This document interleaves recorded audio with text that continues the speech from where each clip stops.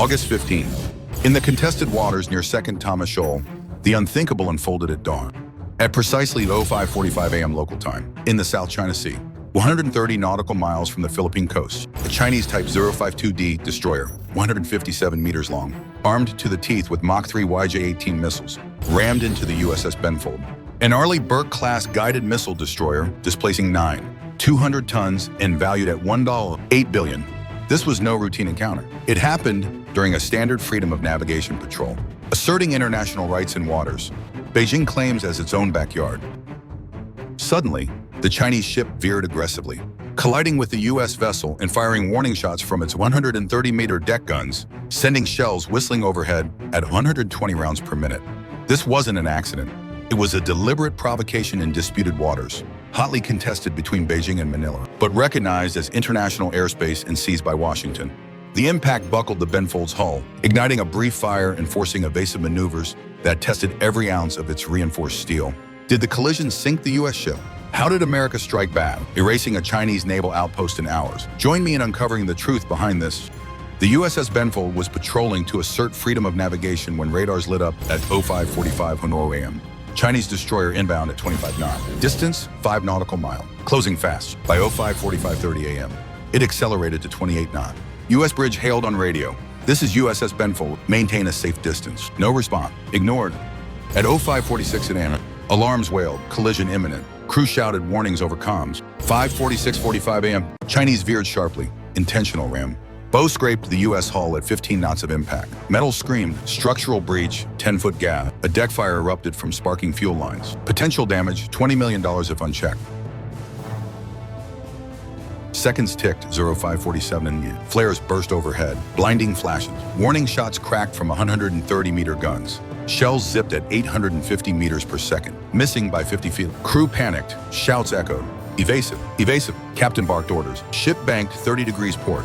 Engines to full, 32 knots max. Listed 5 degrees. Heart rates spiked in sea ice. Sweat-drenched sailors scrambled to damage control stations. The chaos peaked in 45 seconds flat. From detection to direct hit, shadowing turned to assault in a blink. To Beijing, defending sovereign turf. To Washington, blatant aggression in the open seas, disputed with Manila. The USS Benfold, an Arleigh Burke-class destroyer, stretches 155 meters long, displaces 200 tons, and carries a price tag of $1 to $8 billion.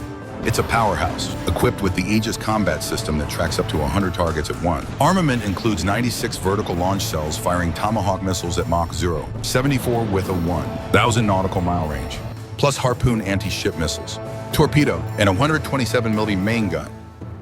China's Type 052D destroyer, slightly longer at 157 meters. It tops out at 30 knots speed and costs around $800 million. Its Type 346 AS radar detects threats up to 250 nautical miles, feeding data to 64 vertical launch cells loaded with YJ-18 anti-ship missiles hitting Mach 3 over 290 nautical miles. The 130-meter main gun delivers precise fire at up to 40 rounds per minute, backed by torpedoes and close-in weapons. The collision could have cost $50 million in U.S. repairs alone, hitting 5% of the Pacific Fleet destroyer strength. But Benfold's reinforced hull held, letting her signal for backup. With the incident confirmed, America's response was swift. The instant the hulls clashed, USS Benfold's captain hit the button. Priority flash report fired via secure satellite. Destination? Indo-Pacific Command, Hawaii.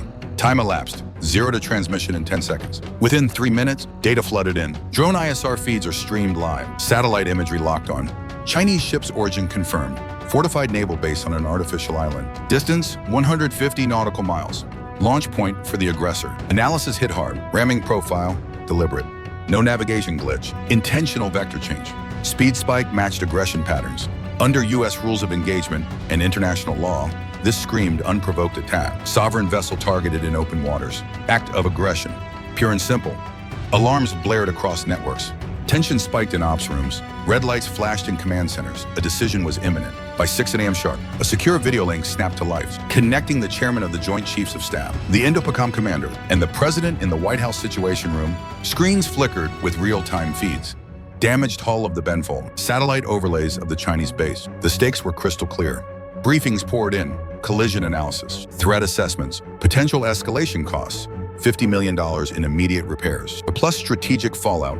emboldened Chinese patrols in disputed waters, risking allies like the Philippines. The president absorbed it all. His decision landed in under 5 minutes. Authorize Operation Swift Retort, he commanded firmly. A limited precision strike on that exact base, the launch point for their aggressor ship. Hit hard, but minimize escalation. Protect our asset, our crews, and international norm. Objectives locked in. Destroy the docking facilities, radar array, and command post. Avoid civilian casualties at all costs. No broader invasion, just a surgical method. Countdown initiated, T-minus 4 hours to launch. Crews on the USS Theodore Roosevelt carrier group scrambled, pilots to cockpits, submariners to stations, munitions loaded. The USS Theodore Roosevelt is a mighty Nimitz-class aircraft carrier displacing 100,000 tons and valued at $5 billion. This floating fortress, with its 90 aircraft capacity, launched the aerial punch, 4 F/A-18E Super Hornets, each costing $70 million, armed with AGM-84 Harpoon anti-ship missiles. These sea-skimming weapons streak at Mach 6, packing a 500-pound warhead over 130 nautical mile range, designed to punch through hulls like paper. 2 Virginia-class submarines, each worth $2 billion, stealthy hunters with advanced sonar. They surfaced just enough to unleash 12 Tomahawk land attack cruise missiles apiece, a total of 24 birds in the air. Each Tomahawk at $5 million a pop, flies subsonic at 550 mm with a 2-pound high-explosive warhead, GPS guided for pinpoint strikes up to 1,000 nautical miles away. Now, the deception layer kicked in. A swarm of 20 RQ-21 Blackjack drones, each $1 million unmanned scouts, deployed as decoys, mimicking radar signatures of full-size destroyers to flood enemy scopes with false targets. EA-18G Growlers from the carrier, priced at $100 million each, projected jamming signals across a 20 MHz bandwidth, blinding radars up to 150 miles out, no eyes on the real threat. Attack vectors split for maximum surprise. Decoys buzzed in from the east, drawing fire and attention. Submarines crept from the south, launching underwater volleys. FA-18s threaded low observable from the southwest, hugging waves to stay off scopes. Tension built as T-minus 3 hours ticked down. Assets mobilized. Over $15 billion in U.S. hardware committed. Carriers, sub, jet, missiles. Chinese Bay, oblivious on its artificial perk, guarded $1 billion in docked ships and radar. By T-minus 2 hours, the strike package was fully airborne and submerged. Engines hummed quietly. Missiles primed, the Pacific held its breath. The unaware outpost sat silent, its defenses about to shatter. At 09:30 a.m. sharp, the strike package crossed the commit line. Growlers unleashed electronic fury. Jamming waves created 50 false radar contacts, overwhelming Chinese scopes. Submarines broke the surface for second. Tomahawks roared free, 24 missiles, each with 2,000-pound warheads. Closing 100 miles in under 10 minutes at 550 mph. FA-18s dove in low. Released laser-guided GBU-31 JDAMs, 2,000-pound penetrators each, drilling through 10 feet of reinforced concrete before detonating. First impact, 09:42 a.m. Radar dome exploded in a 2-degree fireball. 60-foot array vaporized, debris raining like shrapnel. 15 seconds in, docking piers buckle. Secondary blast from fuel depots, 10,000 gallons ignited. Mushroom clouds at 500 degrees Fahrenheit, 5 seconds. Command bunker hit dead center. Delayed fuses burrow deep, pulverizing servers. Wall. In a 500-ton equivalent shockwave, 90 seconds total. Base reduced to cratered rubble. Fires raged unchecked. Ammunition cooking off in chain reactions, audible 5 miles out. Withdrawal seamless. Submarines plunged to 1,000 feet undetected. Aircraft vanished under a lingering jamming veil. China fired nothing. They never saw it coming. Pentagon damage assessments rolled in fast. 2 Chinese Type 052D destroyers, docked, invulnerable, each valued at $500 million, were reduced to twisted wreckage.